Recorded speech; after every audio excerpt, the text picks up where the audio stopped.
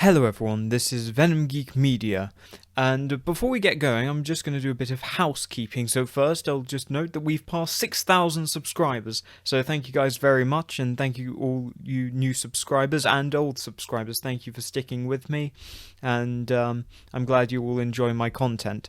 Secondly, a lot of people have asked me on the comments for the Battle of Wolf 359 what my plans for the next episodes are, so I'll just run that through here now so people know what to expect and know what to get excited for. So I think the natural sequel to it is going to be the Anti-Borg Starfleet. So that's going to be a Wings of the Federation episode, pure Wings episode, which has been demanded for the longest of time. So all you who have been asking for a Wings of the Federation, it's coming. That's going to be the next bit. And we'll cover the Anti-Borg Starfleet, and that will then free me up, because that's also important for not only the Battle of Sector 001, but also all of the Dominion War. So we'll do that first, then we'll do the Battle of Sector 001. So that is my current plan for future content, and then be looking at Dominion War episodes as well. So that is my current outline of content. So today, anyway, as you can probably guess by the title, we're addressing the issue of ethics in Star Trek. And more precisely, we're addressing the famous quote from Spock, "The needs of the many outweigh the needs of the few," or the one. This is a very popular phrase to be used when talking about ethics. It's also one perspective and a very flawed perspective. Essentially, it's the utilitarian perspective, which is that the greatest good for the greatest number, which sounds good, except part of the problem is it's teleological, i.e. the ends justify the means. That's the real problem with utilitarianism. Now, I could go on a whole rant about utilitarianism and how deeply flawed it is. There's basically two main formulations. Just for full disclosure, I've done philosophy and ethics at the university. That's my degree, so I know what I'm talking about. So you have two kind of formulations. You have the first one is Jeremy Bentham, and he goes for a kind of more simplistic hedonic calculus. I say simplistic, it's not, and it's not a good means of making decisions. The other one is then by John Stuart Mill. Interesting character, interesting political thinker. His one is much more about the idea of serving higher goods and higher pleasures, which is pretty subjective. And although you could perhaps argue that those attitudes are reflected in some of our 24th century characters, as they regard themselves as, higher evolved humans, morally evolved people. Of course, the show is actually critical of that and shows that they're not. People are still people. And that's really, I think, what the essence of this discussion, which I'm going to be doing, is about. And ultimately, it's more that the phrase, "the needs of the many," gets thrown up loads of times. It's very rarely acted upon, and it's very rarely actually at the heart of the story, because to do so would be evil. So I'm going to bring up three examples of, two examples where the story directly confronts that idea, and the third where it takes a more kind of greyish perspective. So I'll start with the first two. So the first one is iBorg. So everyone, I'm sure, knows the plot of iBorg. They find a young Borg who's been separated from the collective. They plan to send him back with a virus that would destroy the entire collective. However, after he starts to become an individual, they decide that it would be wrong for them to use him like this, and then they send him back. So, well, what about the needs of the many, though? Nechayev, in a later episode in Descent, she will actually chastise Picard for not having done that. I mean, those of you who have watched my Cardassian Border War series, it's probably no surprise to you that Nechayev is the kind who believes that the ends do justify the means. So she chastises him for doing that. Well, why does he do it? Well, why does Picard not use Hugh to destroy the Borg? Well, because he is a individual person. He is a person, a human person, whatever, and he has certain inalienable rights. He has a certain sanctity to him. Now, that's worth bearing in mind that this is that is a Judeo-Christian term. And it's worth bearing in mind that while Gene Roddenberry was a liberal humanist and a famous atheist, due to being Western and really going from liberal humanism, which is really just derived from Christian thinking, just sans divinity, which actually underpins everything, all those other ideas. But essentially, what that means is that he does believe in absolute moral standards and absolute right and wrong. Now, that's not to say that you have to produce absolute judgment on something. So, for example, you have two thieves. One is a pickpocket, and the other is a white-collar criminal who's stolen from people's pension funds. They're probably not going to be given the same sentence, despite, we agree that both the things they did were wrong. But, there's gradations, sort of as it is to the impact in the world. So with Hugh, he has, in the view of Picard, he has a certain sanctity of being and should not be used. In that case, for Picard, the ends do not justify the means. And also, that's almost Kantian in as much as that people are ends in themselves. People should never be treated as means to an end. They are themselves the end. Ethics should serve people. All people. So that's really the first example of where Picard definitely doesn't subscribe to that. The second one is one that people have more openly criticised, is Star Trek Insurrection, where they seem to, arguably, Insurrection retreads the ground of Journey's End, but I would say does it in a more sympathetic way. I watched Journey's End, I rewatched it recently, and other than how annoying Wesley is, my big takeaway was just how stubborn the settlers on Dorvan were. And it's like, yeah, you have to leave. It sucks, but that's the way things are, and you are being asked to leave out of your own interest. You do not want to coexist with Cardassians. You might think it's fine now, but 10, 20 years down the road, boy, are you going to regret that decision, or your children will regret that decision. So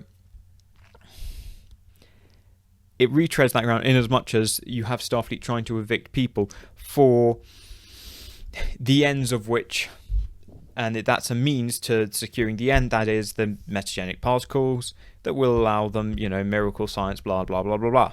Again, what Picard is subscribing to is a sense of inalienable rights, of absolutes.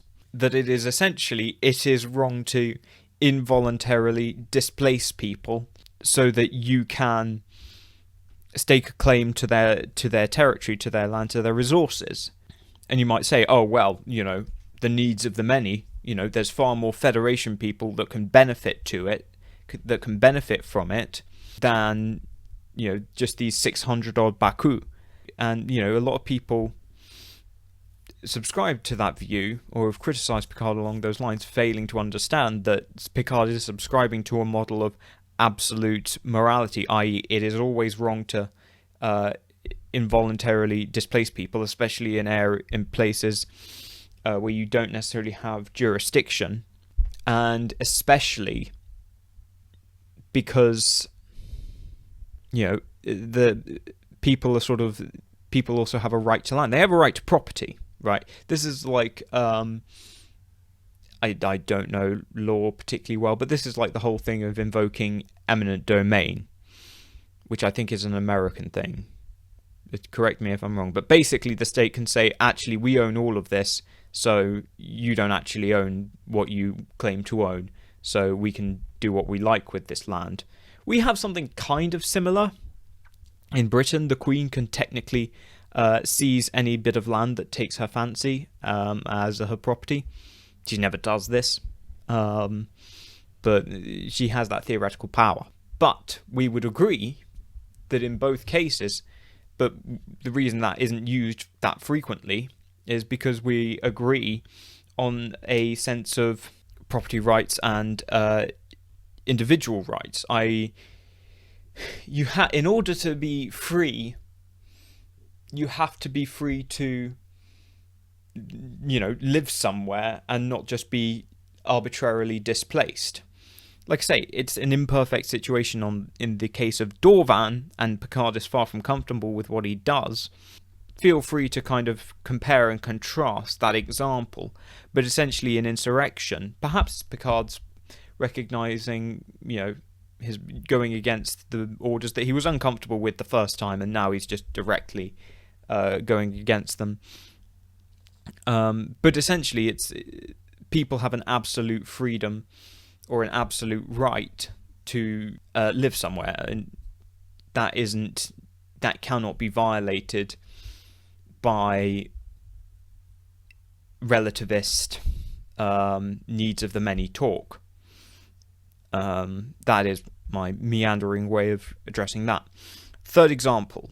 This is an interesting one. In the pale moonlight. This is an example of where ends justify the means does come in, but Sisko is far from comfortable with it. So Garak absolutely is ends justify the means. What we did here, I'm perfectly comfortable with, and you should just get over it. Why isn't Sisko? Well, because, okay, you might say, is he motivated to, serve the needs of the many? I would say his motivation is more out of duty, of a nobility of duty. What he finds in the episode is he's forced to contradict, or he's forced to compromise on principles. And that can be said for, that's a very interesting subject, particularly when brought up in the case of the Dominion War, is to what extent are you willing to compromise on your principles to win? I mean, that's something that you always have to face, and that's always a balance. Again, I think I've addressed that somewhat in the Cardassian Border War.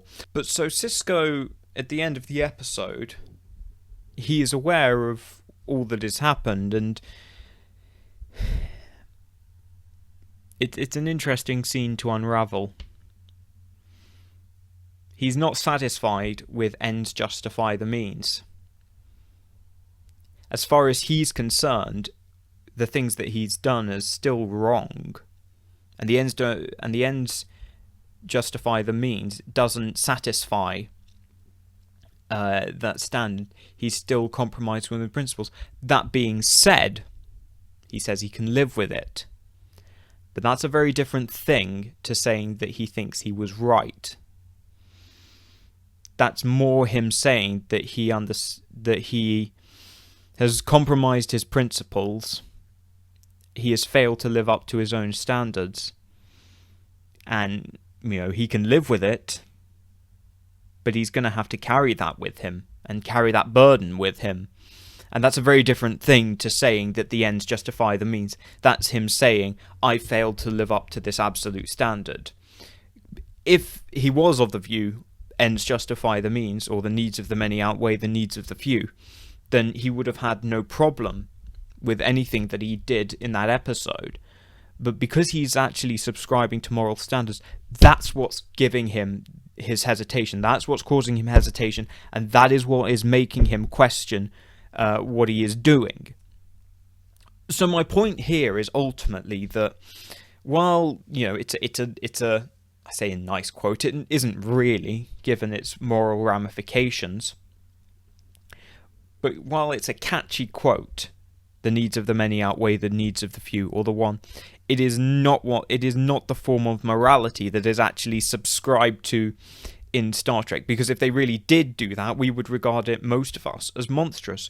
We all believe in absolute moral principles, and if we pretend we don't, you get lots of liberal arts and humanities professors who will pontificate the virtues of moral relativism and utilitarianism, but will become absolutist. But will rapidly become moral absolutists when you start scratching their car with your keys. And it's like, well, morally, from a relativist perspective, the needs of the many. What if we all want to trash your car? You're just one person. But what if we all want our preferences satisfied by trashing your car? Well, then obviously we'd say that's wrong. Of course it's wrong. And, that's the kind of the deception of moral relativism. And actually is like, all it is a cheap excuse. Very frequently, moral relativism just offers an easy way out of difficult dilemmas and problems, then you can also tell yourself that, I thought about it really hard and it seemed like the right decision. It doesn't change whether something is right or wrong. Like, thinking hard about something really makes a difference. It's like, I really thought hard. I thought long and hard about about me shooting that person. I thought really long and hard about it. I really, turn my soul out for that. But it's like, well, still wrong. Still shouldn't have killed someone. So that's essentially my point, is that moral relativism doesn't really offer a satisfactory form of morality, and most of the stories in Star Trek don't utilize that. They utilize a more traditional Judeo-Christian formulation of absolute right and wrong, because that's the foundation of Western civilization. Now, I realise this has been a bit more of a pontifical video, a bit more of a directly opinionated video, but I'm still interested in what you guys think in the comments. Let me know. Let's keep it civil. I'd like to make more of these kind of videos if possible. They're more likely to stray into demonetization ground, so if you remember where those links are for donation, that would be greatly appreciated. But in any case, let me know your thoughts in the comments below, and I'll see you guys in the next video.